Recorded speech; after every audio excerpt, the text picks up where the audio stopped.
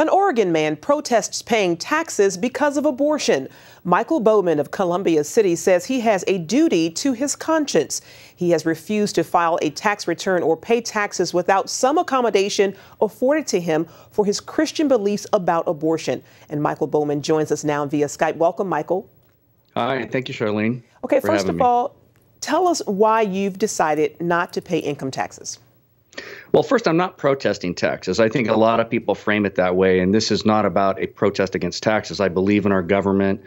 I believe in limited government, but I believe that we're all responsible for our conscience. I actually asked the judges this: who is responsible for my conscience? You, me, the prosecutor, the congressman?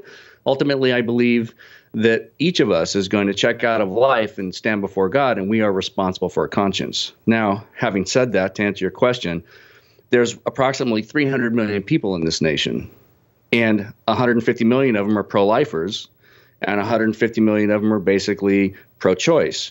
And so the 150 million pro-lifers don't want to pay for abortion, and they don't like abortion because we believe in the sanctity of life. The 150 million pro-choice people, they're basically saying, look, you have the right to buy a car, you have the right to buy a house, you have the right to get an abortion. But that 150 million doesn't want to pay for the abortion. It's a much smaller number. So really, the majority of Americans don't want to pay for abortion. This is a fact pattern in simple high school mathematics. It's inescapable. The problem here is I have a duty to my conscience. And I have been asking the government, and I have filed my returns, but they rejected them. So let's just get that clear. So, Michael, you know, many point out that federal funds can't legally be used to pay for abortion and that they're not. What's your response to that? That's actually not true. So we just gave $500 million to Planned Parenthood that funds the operating rooms, the equipment, the process, the procedures. Without that money, Planned Parenthood wouldn't be doing that.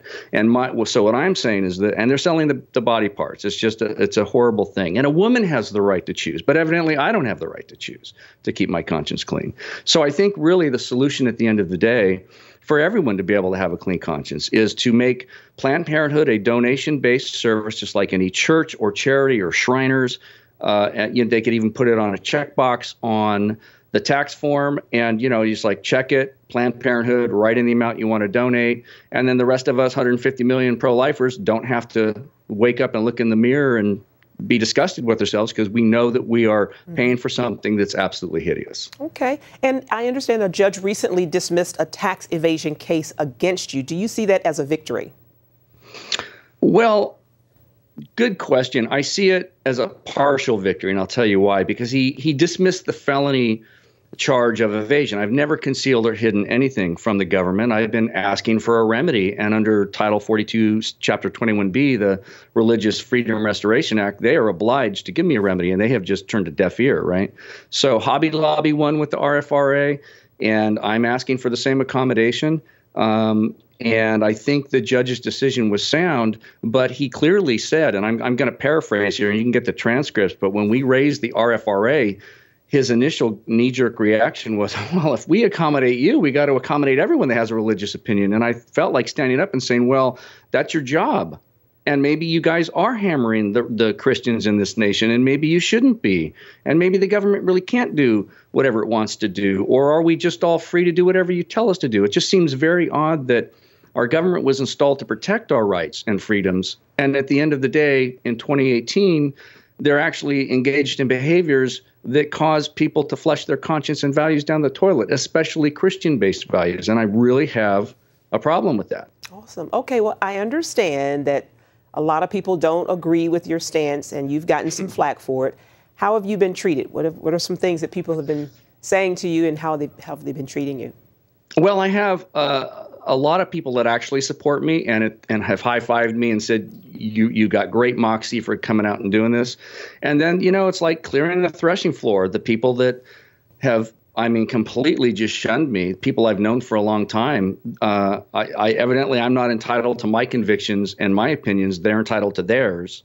And, they are most of the, and I'm very flexible. I have friends, I'll just tell you, for full disclosure, I have friends that are gay, friends that are straight, liberal friends and conservative friends. But I will say this, honestly, the predominance of the kickback, the blowback on me has been from the left, I've even been told I've set women's rights back 200 years. And I'm not even saying a woman doesn't have the right to an abortion.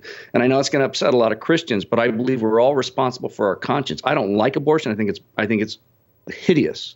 But I think if a woman's going to do it, that's between her and her God and her conscience, and she's going to answer for it in the end. I just don't want to be a party to it. But I have received huge support, and then I've received some. I've lost some people over it. But it's just like clearing the threshing floor. The chaff is gone. Right? Wow. And Michael, what do you hope to accomplish by taking the stance that you're taking? What do you hope happens? Okay, so I actually really want to pay my taxes. Why? Because I want to be normal. I want to be a happy camper and being able to go do what everyone else does, right? They've punished me without due process for years. And what I want at the end of the day is for the government to honor the Constitution and the RFRA. And all they have to do is put the checkbox on the form. And let me just give you some simple math to show you how ridiculous this really is. If out of that 150 million pro-choice people, if all 150 million pro-choice people wanted to fund abortion, and we're giving Planned Parenthood $500 million. If you divide $500 million by 150 million, you get $3.33 per person. Fine. Let the pro-choice people contribute the $3.33 per person, and let the pro-life people keep their conscience clean. Both sides get to keep their conscience clean, but the government, that small elect group of people in D.C., should not be telling the majority of Americans, doesn't matter what your conscience says, it doesn't matter what your beliefs are and your practice of religion, you're just going to do what we tell you to do, even if it damages you. That is just not acceptable. Sounds simple enough. Michael Bowman, thank you so much for taking the time to talk with us today. All right. Thank you. God bless.